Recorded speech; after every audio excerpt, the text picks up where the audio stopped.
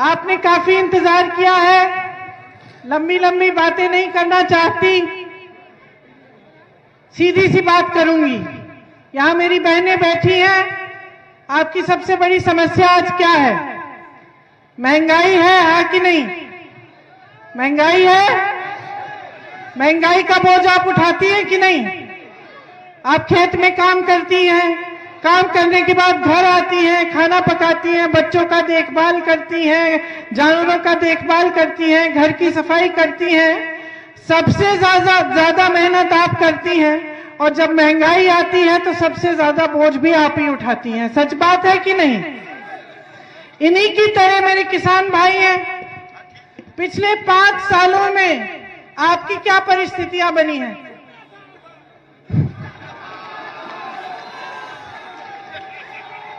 छुट्टा जानवर है? तमाम परेशानियों के ऊपर महंगाई है, पेट्रोल डीजल का दाम बढ़ गया है, खाद नहीं मिलती है, फसल का दाम नहीं मिल रहा है। कितना मिल रहा है फसल के लिए? कितना मिल रहा है फसल के लिए? अरे बहुत मिल रहा है। यहां मैं कल जहां थी वहां तो 1000 भी नहीं मिल रहा है। 2500 रुपए क्विंटल दे रही है छत्तीसगढ़ की कांग्रेस की सरकार गेहूं धान के लिए। हम कह रहे हैं कांग्रेस पार्टी हमारी सरकार आएगी 2500 आपको भी मिलेगा। लेकिन आज आप परेशानियों से जूझ रहे हैं और सबसे बड़ी परेशानी कौन सी? छुट्टा जानवर। अब मैं आपको बताऊं कि छुट्टे जानवर के बारे में प्रधानमंत्री मोदी जी ने क्या कहा। उन्होंने कहा, कुछ ही दिन की बात है, 4-5 दिन पहले, उन्होंने कहा कि मुझे तो संज्ञान ही नहीं था, मुझे तो संज्ञान ही नहीं था। उन्होंने कहा अब मेरे संज्ञान में आ गया है, अब मैं सुलझाऊंगा। अरे भैया 5 सालों से क्या कर रहे थे आप? वहां अभी रूस में युद्ध हो रहा है, उसका संज्ञान है। अमेरिका में जब कोरोना हुआ तो राष्ट्रपति जी को खांसी आई तो आपको संज्ञान हो गया, आपने चिट्ठी लिख दी उनको कि जल्दी से ठीक हो जाना, शुभकामनाएं। और आपको पूरे उत्तर प्रदेश का किसान, पूरे उत्तराखंड का किसान, पंजाब में किसान, राजस्थान में किसान जूझ रहा है इस परेशानी से 5 सालों से, और आपको संज्ञान ही नहीं है। आपके मुख्यमंत्री जी ने बताया ही नहीं आपको। कैसे हो सकता है भैया? तो परिस्थितियां ये कैसे हुई? कैसे हुआ कि इतना बड़ा प्रदेश जिसमें सबसे ज्यादा हुनर है, जिसमें सबसे ज्यादा नौजवान है, इस देश के काबिल नौजवान है, सबसे उपजाऊ जमीन है, इन परिस्थितियों में आ गया है कि छुट्टा जानवर आपका खेत खाए जा रहा है। सरकार कुछ नहीं कर रही है, महंगाई बढ़ती जा रही है, रोजगार घटते जा रहे हैं, और आपकी सरकार कुछ नहीं कर रही है। आपको एक बोरा उन्होंने राशन पकड़ा दिया, एक मुफ्त का गैस सिलेंडर पकड़ा दिया, थोड़े से पैसे आपके खाते में भेज दिया और वो कहते कि उनका काम खत्म, उनकी जिम्मेदारी खत्म। कैसे बनी ये परिस्थितियां, मैं आप सबसे पूछना चाहती हूं, कैसे बनी? आप खुद जानते हैं ये अमेठी क्षेत्र है, यहां आपके सांसद रहे मेरे भैया, इनसे पहले मेरी माता जी, इनसे पहले मेरे पिताजी। BHEL कौन लाया यहाँ? HAL कौन लाया? फुर्सतगंज का हवाई अड्डा कौन लाया? तो क्या 5 सालों में इनकी जिम्मेदारी नहीं थी कि बड़ी बड़ी संस्थाएं लाते, रोलिए किसानों को राहत दिलवाते? इनकी कोई जिम्मेदारी नहीं थी? है? थी कि नहीं थी? थी ना इनकी जिम्मेदारी, तो क्यों नहीं निभाई? इसके बारे में सोचिए। मैं आपको इस बात का जवाब देती हूं और आप गंभीरता से मेरी बात सुनिए, गहरी बात है। क्योंकि आपने इनकी आदत डाल दी है कि जब चुनाव आता है तो चाहे समाजवादी पार्टी हो, चाहे बसपा हो, चाहे भाजपा हो, सारे के सारे नेता जान गए हैं धर्म और जाति की बातें करेंगे, आपके जज्बातों को उभारेंगे और आपके जज्बातों को उभार कर ध्रुवीकरण करके वोट लेके सत्ता में आएंगे। सही बात है कि नहीं? अब मेरा सवाल यह है कि इस चुनाव में नरेंद्र मोदी जी भाषण कर रहे हैं, कितनी मीटिंग की होंगी? भाषण कर रहे हैं, कितनी मीटिंग की होंगी? कितनी की होंगी? 50 कर दी होंगी। तो टेलीप्रॉम्प्टर के साथ या फिर पार्लियामेंट में, मतलब ऐसे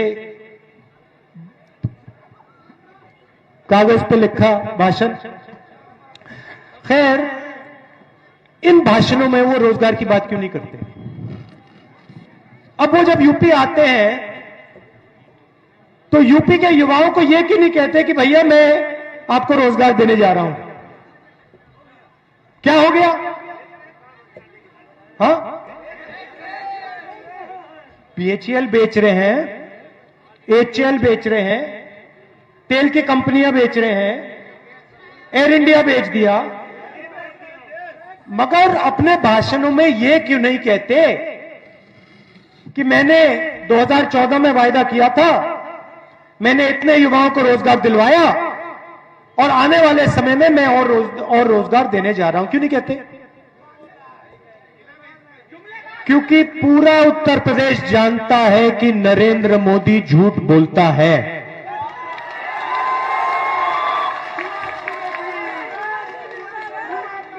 पूरा उत्तर प्रदेश जानता है कि हिंदुस्तान का प्रधानमंत्री आकर वोट लेने के लिए कुछ भी बोल जाएगा।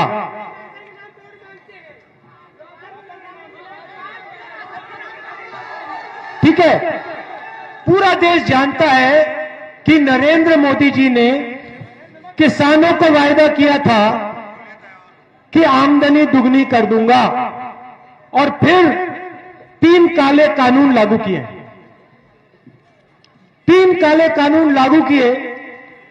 इन कानूनों का लक्ष्य क्या है? इन कानूनों का लक्ष्य यह है कि जो आज किसान को मिलता है वो उससे छीना जाए और हिंदुस्तान के सबसे बड़े 2, 3, 5 अरबपतियों को दे दिया जाए। अब छत्तीसगढ़ में कांग्रेस की सरकार है,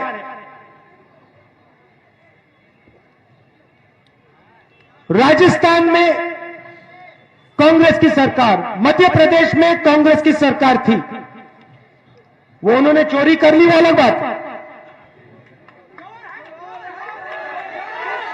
वो 10-20 करोड़ रुपए देकर मध्य प्रदेश की सरकार, गोवा की सरकार, अरुणाचल की सरकार ये चोरी तो करते हैं, मगर हमारा पहला वायदा छत्तीसगढ़, राजस्थान, मध्य प्रदेश, पंजाब में किसानों का कर्जा माफ करने का था। और आप जाइए, छत्तीसगढ़ जाइए और वहां पूछ लीजिए, उनसे पूछिए कि चुनाव के समय राहुल गांधी ने यहां कहा था कि कर्जा माफ होगा, हुआ या नहीं हुआ? उनसे जाके पूछ लीजिए। छत्तीसगढ़ जाके पूछिए कि धान के लिए क्या रेट मिलता है? 2500। हमने ये वायदा किया, बीजेपी के लोगों ने कहा यह किया ही नहीं जा सकता,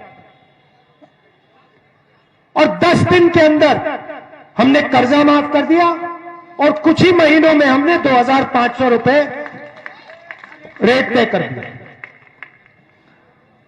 अब क्या है? और इस बात को आप अच्छी तरह सुनिए।